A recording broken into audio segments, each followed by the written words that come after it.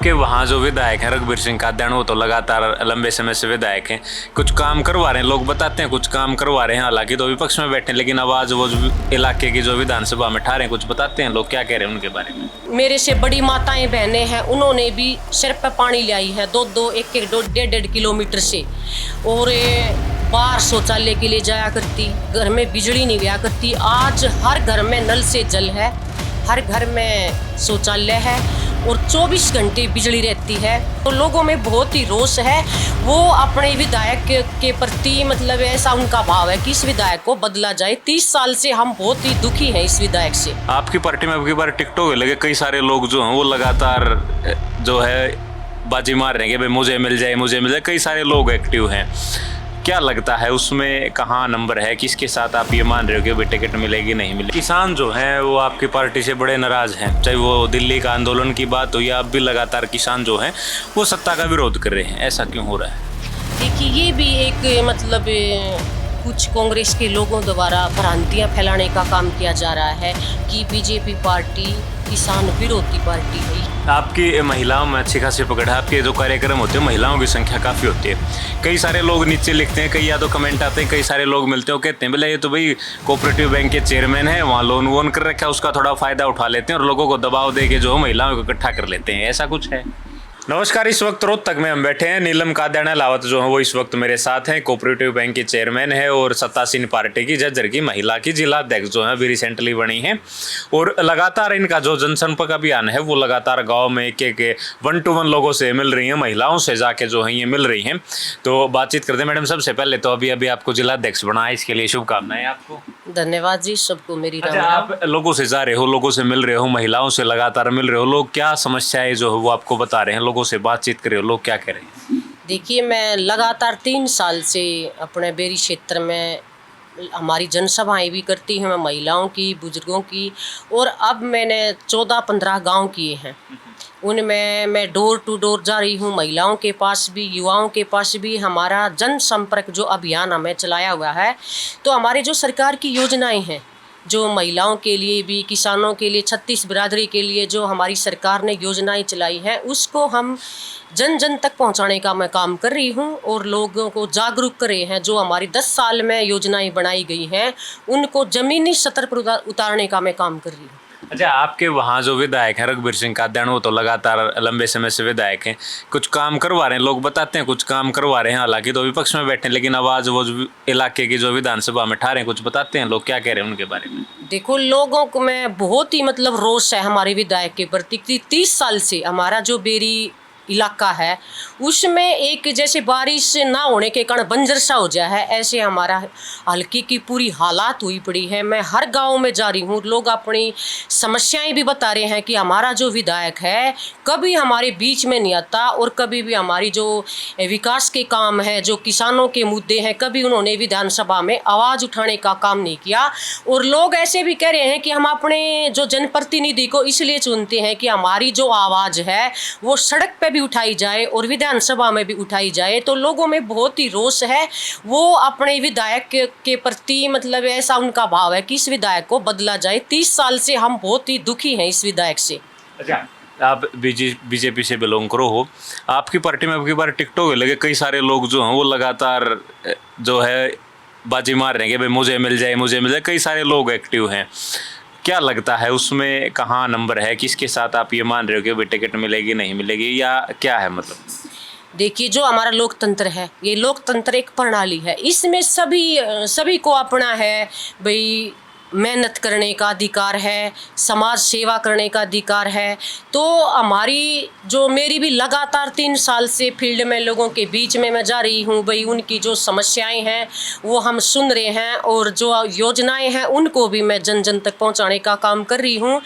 और भाई किस कैंडिडेट को इस जिम्मेदारी के लायक समझता है, तो जो वो तो हमारी जो शीर्ष नेतृत्व है, हमारे जो नेता हैं, उनका जो निर्णय होगा। और जिसको भी मतलब पार्टी जिम्मेदारी देती है वो यहाँ से चुनाव लड़ेगा। अच्छा, आपकी महिलाओं में अच्छी खासी पकड़ है। आपके जो कार्यक्रम होते हैं महिलाओं की संख्या काफ़ी होती है। कई सारे लोग नीचे लिखते हैं, कई या तो कमेंट आते हैं, कई सारे लोग मिलते हो कहते हैं बोले ये तो भाई कोऑपरेटिव बैंक के चेयरमैन है, वहाँ लोन वोन कर रखा है, उसका थोड़ा फ़ायदा उठा लेते हैं और लोगों को दबाव दे के जो है महिलाओं को इकट्ठा कर लेते हैं, ऐसा कुछ है? देखिए, ऐसी कुछ बातें नहीं हैं। ये जो कांग्रेस के लोग हैं ये ही लोगों में भ्रांतियाँ फैलाने का काम करते हैं।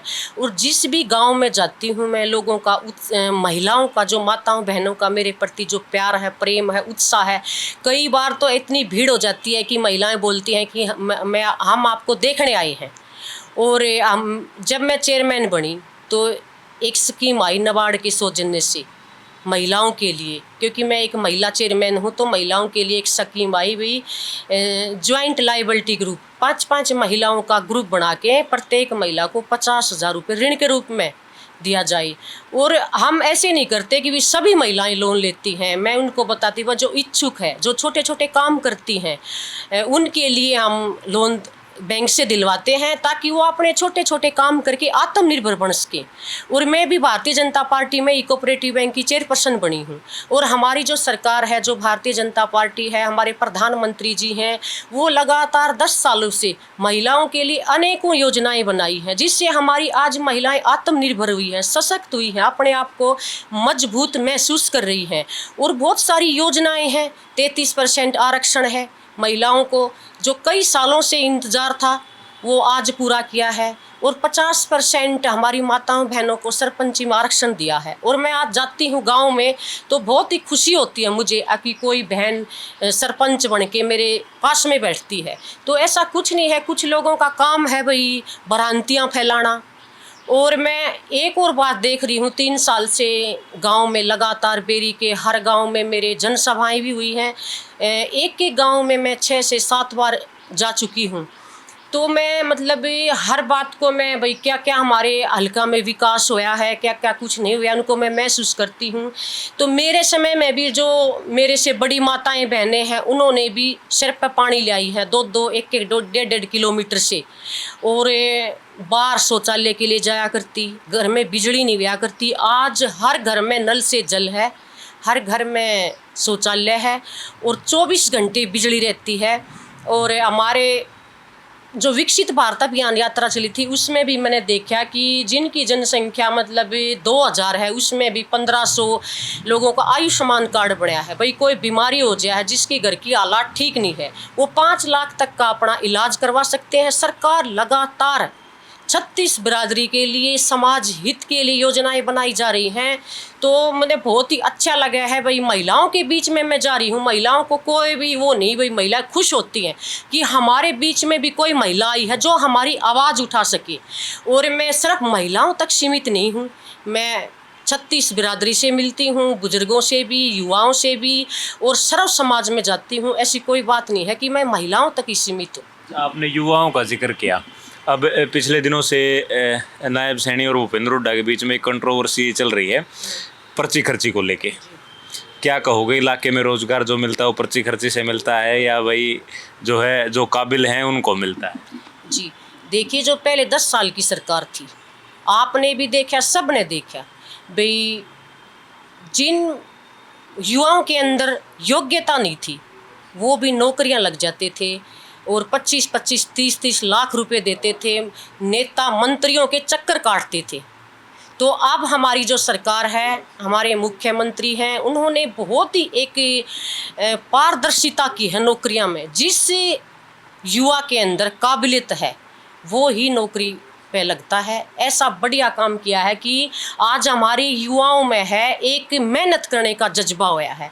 ना तो पीछे बच्चों ने पढ़ाई छोड़ दी थी, भाई नौकरी तो वह लगेंगे जिनके 25-30 लाख रुपए देने हैं, जिनके मंत्री एमएलए के सिफारिश है। तो आज हमारे युवाओं में एक आत्मविश्वास भी बढ़ा है और मेहनत भी कर रहे हैं, पढ़ाई कर रहे हैं। बहुत ही एक अच्छा काम युवाओं के लिए किया है कि हमारे बच्चे बिना पर्ची खर्ची के सरकारी नौकरियां हासिल कर रहे हैं। लेकिन किसान जो हैं वो आपकी पार्टी से बड़े नाराज हैं, चाहे वो दिल्ली का आंदोलन की बात हो या अब भी लगातार किसान जो हैं वो सत्ता का विरोध कर रहे हैं। ऐसा क्यों हो रहा है?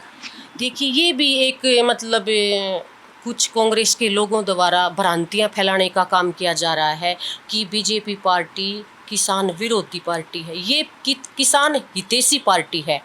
मैं आपको बताना चाहूँगी, देखो अब हमारे प्रधानमंत्री जी ने तीसरी बार शपथ लेने के दूसरे दिन बाद ही पहली कलम से 9 करोड़ किसानों को 20 करोड़ रुपए डायरेक्ट उनके खातों में भेजने का काम किया। मतलब पहले जो था ना, बिचौलिए होया करते, जनधन के खाते खोले, अब कोई बिचौलिया नहीं, बिचौलिए ख़त्म करके जैसे किसान सम्मान निधि आती है, फसल बीमा योजना है, उनके जो पैसे हैं डायरेक्ट उन भेजने का काम सरकार ने किया है। और अब सरकार ने ना, कल हमारे आदरणीय मुख्यमंत्री नायब सैनी जी ने किसानों के लिए बहुत ही अच्छी अच्छी घोषणाएं की हैं, सौगातें दी हैं। और एक घोषणा की है कि 133 करोड़ किसानों का जो नहरी पानी का जो उगाही बोलते थे वो माफ़ किया है। और हमारी पहले भी हमारा जो देश में 14 फसलें MSP पर खरीदी जा रही थी, पहला देश में हरियाणा एक ऐसा राज्य था, लेकिन आप जो कल घोषणा की है उसमें 24 फसलें MSP पर खरीदी जाएंगी। और इसके साथ साथ एक और घोषणा की है, जो मुआवजा है वो भी 137 करोड़ उनके मतलब एक सप्ताह के अंदर अंदर उनके डायरेक्ट उनके खातों में भेजने का काम है वो सरकार कर रही है। ये तो सिर्फ दुष्प्रचार है। मुझे नहीं लगता कि भारतीय जनता पार्टी ने जो किसानों के लिए किया है और सरकार ने किया हो, बहुत मतलब अच्छे काम किसानों के लिए सरकार कर रही है। ठीक है, तो ये नीलम कादियान अहलावत हैं, हर सवाल का बड़ी बेबाकी से इन्होंने जवाब दिया है। किसानों के लिए कल चीफ मिनिस्टर ने जो घोषणाएं की थी, आज कैबिनेट में भी उनको पास कर दिया है। और पर्ची खर्ची के ऊपर जो बात इन्होंने कही है वो आपने सुनी है। आप इसके बारे में क्या सोचते हैं वो हमें कमेंट बॉक्स में ज़रूर लिखें। शुक्रिया, धन्यवाद।